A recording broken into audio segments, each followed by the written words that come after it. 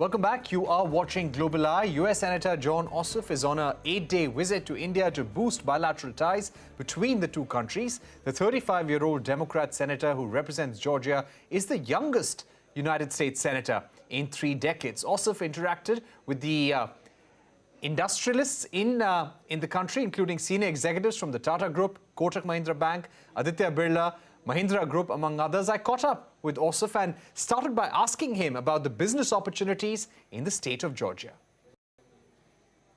The deep and special friendship that I've built with the Indian American community in Georgia is part of what motivated me to come here, as well as my conviction that the bilateral relationship between the United States and India is one of the most important friendships of the present and of decades to come. And the warm welcome, the generous spirit that I've received since I arrived in Mumbai has been overwhelming. It's already been a tremendously successful visit, meeting with business leaders, with cultural leaders, with faith leaders, with the bright young students at Jai Hind College, celebrating the Festival of Ganesh with the community here. Already this trip is off to a great start, and I'm so grateful for that warm welcome. Right. I'd also like to ask you about, as you said, Georgia has a big Indian American community, and you want to further relations not just between India and US, but also Indian states and the state of Georgia. Any specific plans that you have in mind in order to attract investments in Georgia? Any pitch that you're making to Indian businessmen, policymakers here? Well, I've had very productive meetings with Indian business leaders since I arrived earlier this week. We've discussed particular opportunities to deepen commercial relations, mutual investment and trade in the energy sector, to deepen that trade for the purpose of improving energy security for both of our countries, the opportunities that are emerging in renewable energy, in battery technology, in electric vehicles. The state of Georgia, which I represent, is emerging as the critical hub in the United States for the next generation of automotive production, for lithium-ion battery production. We also host the largest single photovoltaic module production facility in the Western Hemisphere. So the opportunities for Indian businesses to invest in Georgia are significant because it's clear that Indian business is going all in on renewable energy, energy security, and energy independence. Right. Just to ask you about the trade deal, it had received a lot of traction during the Trump administration. We were even close to signing a mini trade deal. But for the moment, it seems to have fallen on the back burner.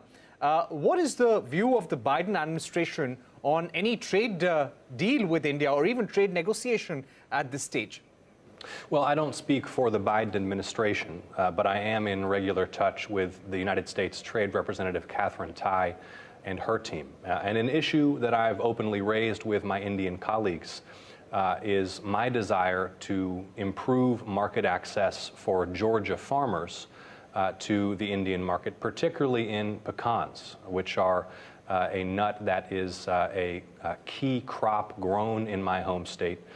India does not have domestic production of pecans, but they're subject to significant tariffs. That, I think, is an opportunity for us to help to define what could be the next steps that are taken to improve trade relations, continue to improve trade relations between the U.S. and India. Right. Also, currently, an issue between India and US is the long wait times for US visas. I'd like to ask you about many H-1B workers in US facing uncertainty about not being able to go back home to India because they know that there is very long wait time for processing of visas. Is that something that you're urging the US administration to work on, increase staffing across embassies and consulates? The visa processing backlog, which was worsened by the COVID-19 pandemic, is a real issue. And it's something that I'm committed to working with the State Department to relieve. And for my Indian American constituents who may wish to attend a wedding or a funeral of a loved one overseas, or have visiting family, or for businesses who are seeking to move employees, technologists, innovators, engineers between the two countries for the purposes of deepening trade, it is a significant issue and something that I'm committed to working with the State Department to address. Right. Talking about the midterm elections, which are around the corner, it seems to be a very important moment for the Biden administration and the Democrats as well. We have been seeing President Biden delivering executive action after executive action to prove to the U.S. public that they have a solid plan to keep the economy on track and to grow the U.S. economy as well. What's your view on this midterm election and how the Democrats could perform? Well, this Congress has passed some very significant legislative achievements just in the last few months. We have passed the most significant strengthening of health care for veterans in the United States in decades. We've passed the most significant investment in energy independence and clean and renewable energy in our nation's history.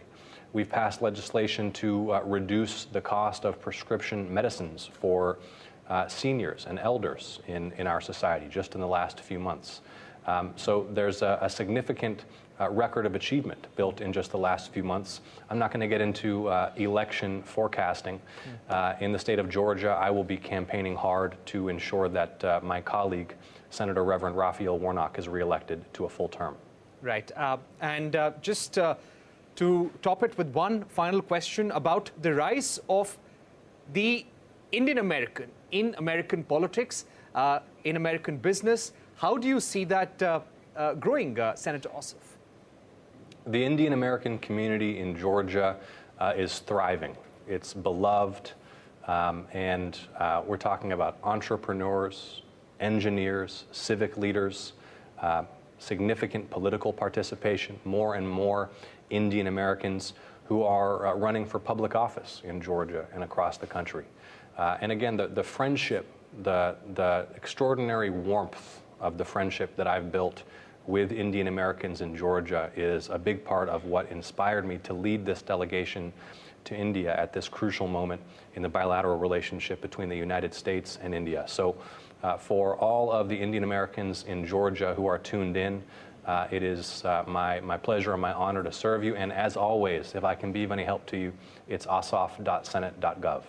All right. Thank you very much, Senator Ossoff, for joining us here on Global Eye, giving us your view on the U.S. administration's view on India and areas that you would like the state of Georgia to work with very closely with the Indian government and Indian businesses on as well. Thanks once again for joining us.